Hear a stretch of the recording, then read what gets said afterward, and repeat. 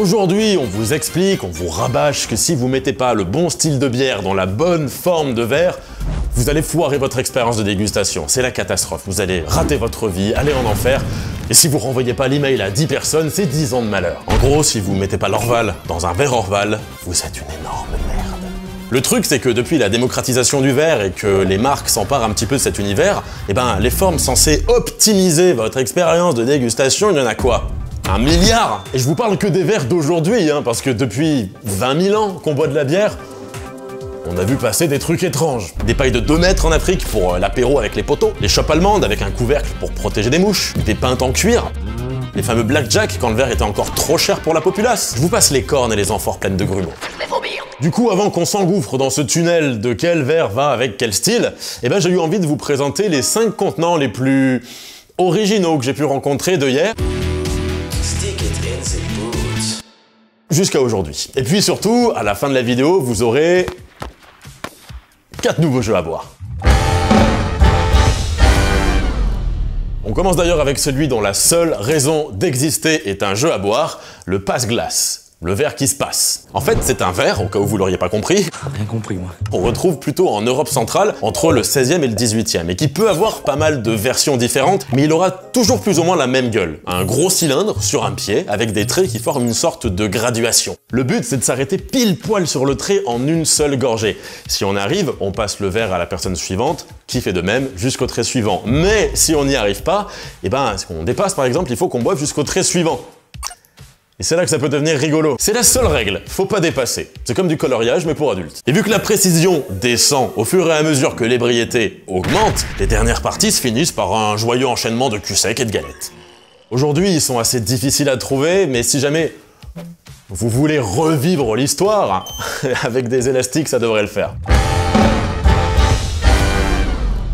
Pour le prochain verre, il y a aussi un jeu à boire qui y est associé, mais ça nécessite d'avoir non seulement une très bonne descente, et un minimum de dextérité. Est-ce que vous vous souvenez de la couac et de son verre chelou?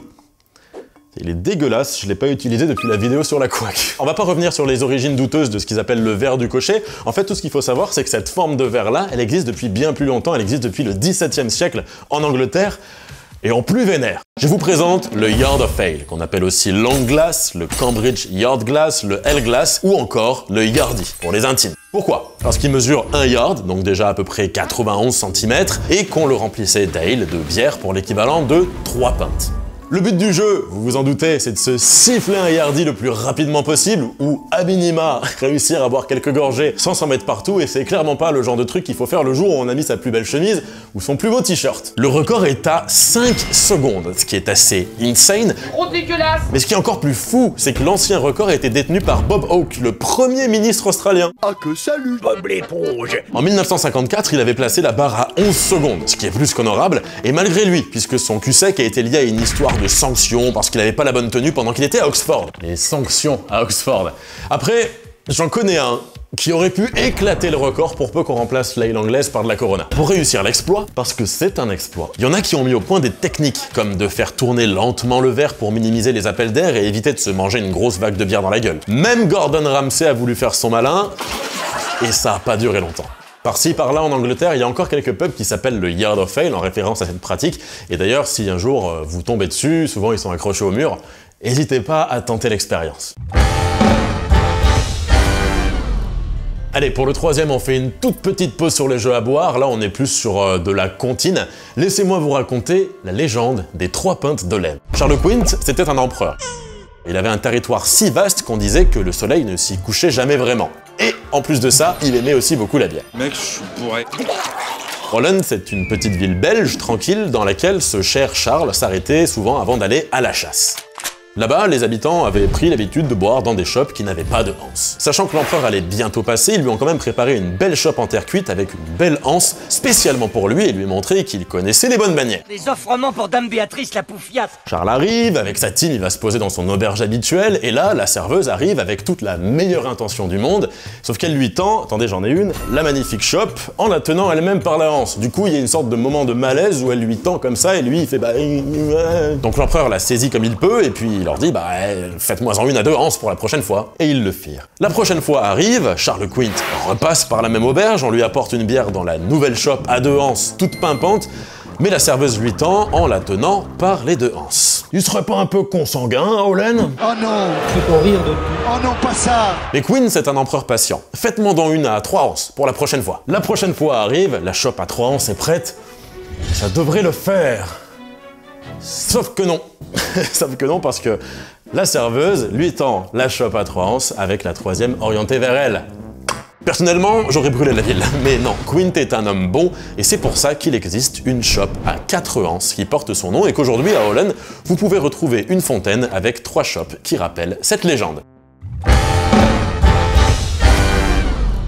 Vous savez, les Norvégiens et la bière, c'est un autre level. C'est quelque chose de tellement important dans leur culture que même quand quelqu'un était pas loin de claquer, ils faisaient attention à avoir tout ce qu'il faut à la maison pour pouvoir servir une bonne bière aux funérailles. Ouais. Et évidemment, dans leur package culture bière nordique, eh ben, ils ont un objet spécial pour boire pendant les fêtes, les mariages, tous les événements en fait qui sortent un petit peu de l'ordinaire, même les enterrements donc, et qui s'appelle le Tjenga. En gros, c'est des bols à bière, plus ou moins grands, assez stylés, et qui ressemblent à des mini dracars. Ils sont sculptés dans du bois, avec des poignées, et le but, c'est de se les faire passer pour que tout le monde prenne une gorgée de bière. Et après, c'est la tawa. Ils ont des formes et des décorations différentes selon les régions, mais souvent les poignées représentent des têtes de chevaux. En Norvège, le cheval, c'est un symbole de fertilité, donc c'est carrément raccord de le sortir pour un mariage.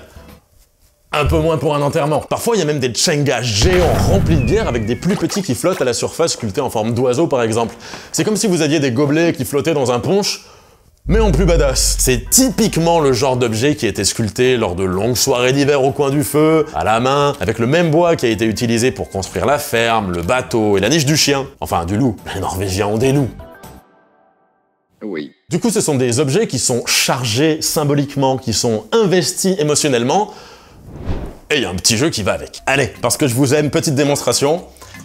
Bon, on est plus sur de la cascade que de la démonstration. En gros, il faut avoir déjà une bonne mâchoire et un coup de buffle, parce que le but, ça va être de le tenir par les dents, comme ça, hoc, et de le lancer par-dessus sa tête. S'il retombe à l'endroit, c'est bon présage. S'il retombe à l'envers, c'est la merde. Attention. C'est la merde.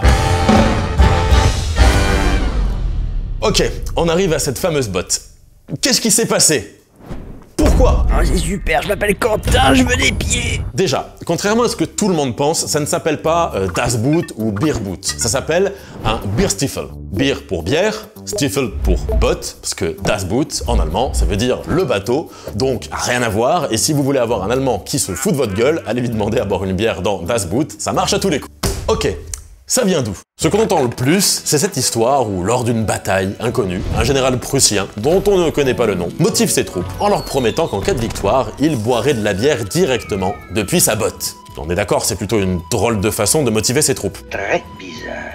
Mais enfin bon, ils ont gagné, et pour pas s'envoyer une bière goût fromage de pied, le dit général aurait fait fabriquer une belle botte en verre bien propre pour quand même tenir sa promesse. De fil en aiguille, ce serait devenu un rituel, une sorte de superstition pour les soldats prussiens puis allemands, de se faire passer une botte pleine de bière avant une bataille.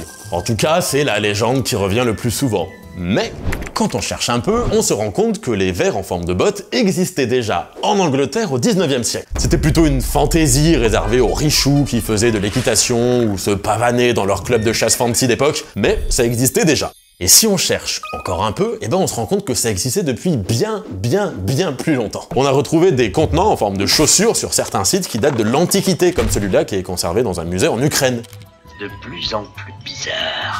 Quoi qu'il en soit, sur ces derniers siècles, c'est un objet qui est plutôt associé à l'armée, avec ses rituels, ses bizutages, et même ses récompenses honorifiques. Vous avez fait du bon boulot, voici un verre en forme de botte. Et puis c'est surtout l'équivalent allemand du Jordi anglais. C'est ni plus ni moins qu'un gros truc à chug avec un appel d'air qui vous fait gicler de la bière dans la gueule.